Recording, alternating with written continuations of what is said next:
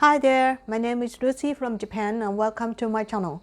Today in this video, I'm going to talk about the reaction of Japanese government to Committee on the Elimination of Discrimination Against Women of the United Nations after they called for an end to the Japanese male-only imperial succession rule.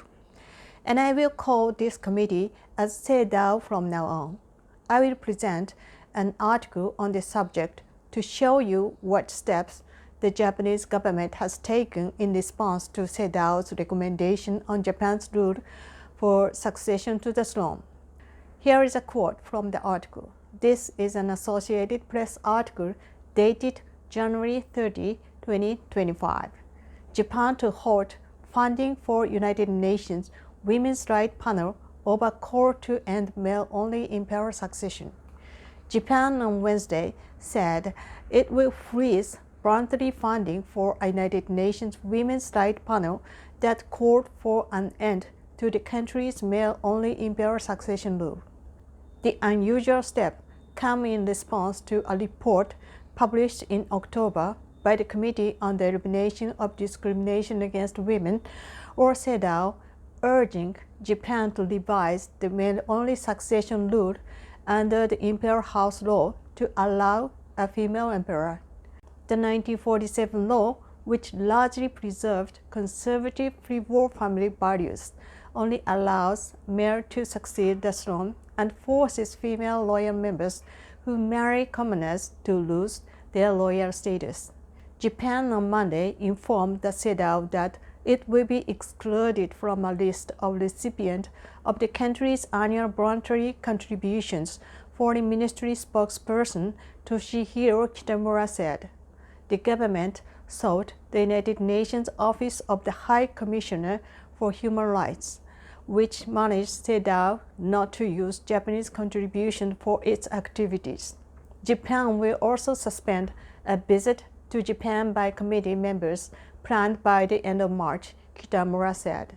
Japan's Chief Cabinet Secretary Yoshimasa Hayashi in October last year called the report regrettable and inappropriate and said Japan had requested the removal of the reference from the report.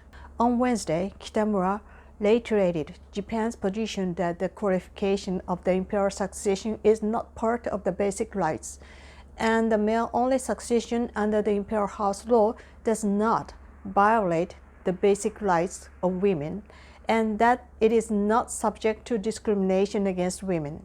Japan's rapidly dwindling imperial family currently has only 16 members, including 4 men.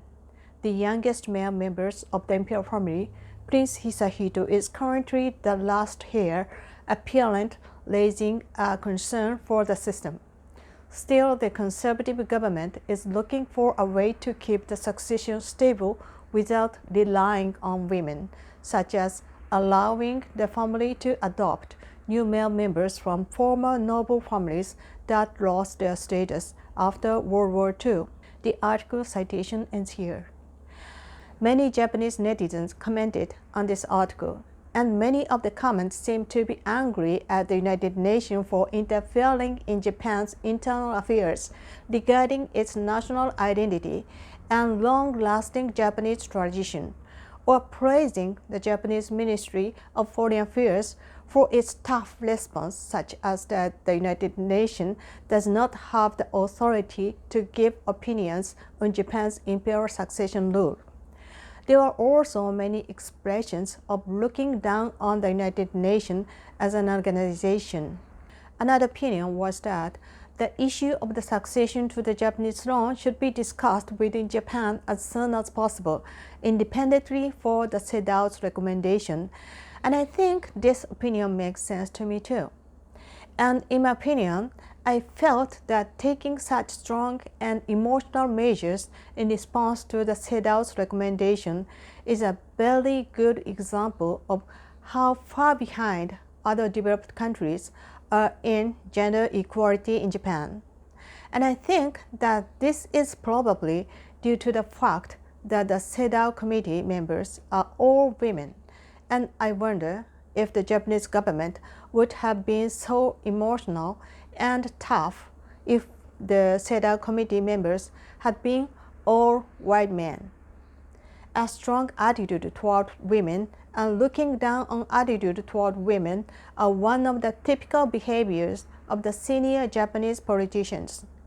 And I just can't understand the logic of Japanese politicians that Japan's position that the qualification for the imperial succession is not part of the basic rights, and that the male-only succession under the imperial house law does not violate the basic rights of women, and that it is not subject to discrimination against women. For me, even imperial members are also human, and the human rights should be respected. The current imperial succession rule is obviously discriminating against Princess Aiko's right. I wonder why they can ignore this point. Some people claim that women do not have Y chromosome and that Japanese emperors have long been linked to the Y chromosome as a reason why they are ineligible to succeed to the throne simply because they are women.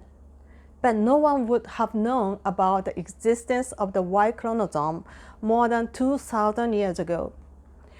The Japanese government's explanation of male-only imperial succession was kept by passing Y chromosome generation to generation does not make sense to me, because Y chromosomes are only to decide gender, whether it is a boy or girl, and that's all.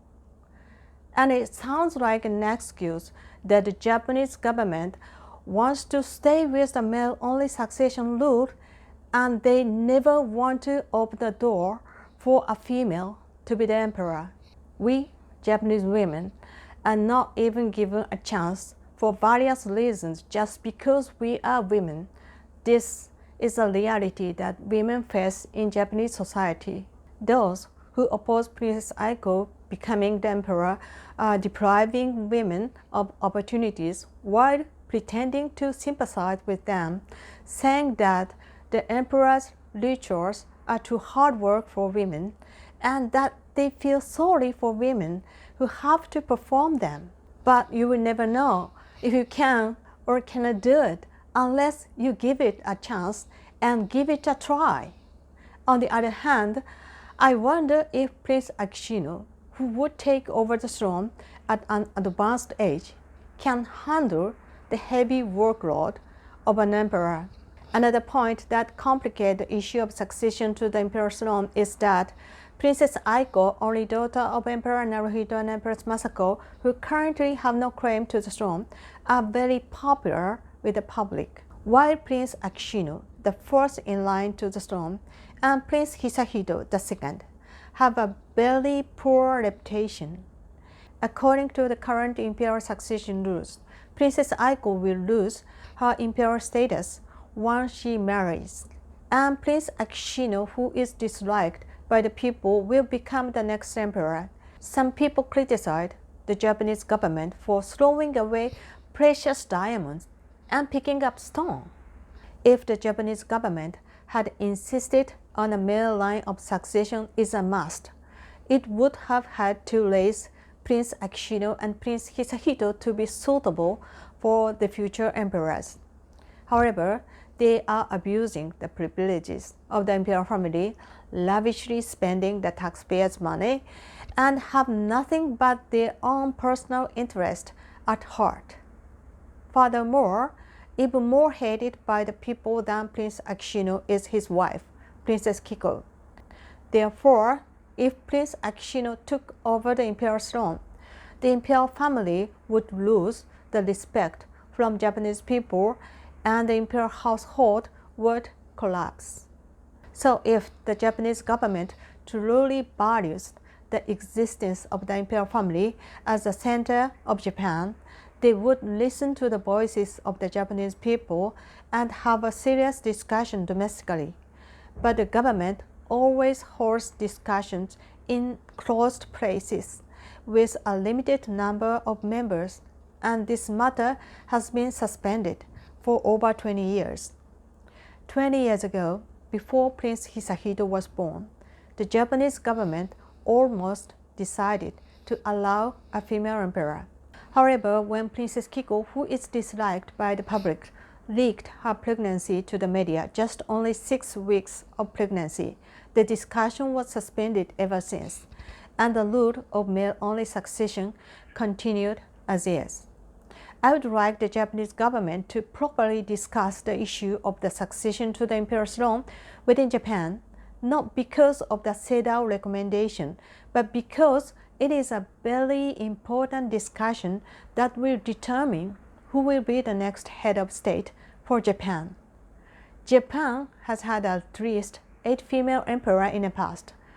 This historical fact shows that Japan used to be an advanced country in terms of gender equality.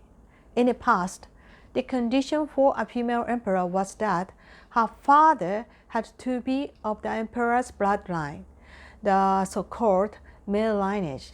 Princess Aiko fulfills this condition, and it is said that Emperor Naruhito directly educated her in a study how to be the emperor.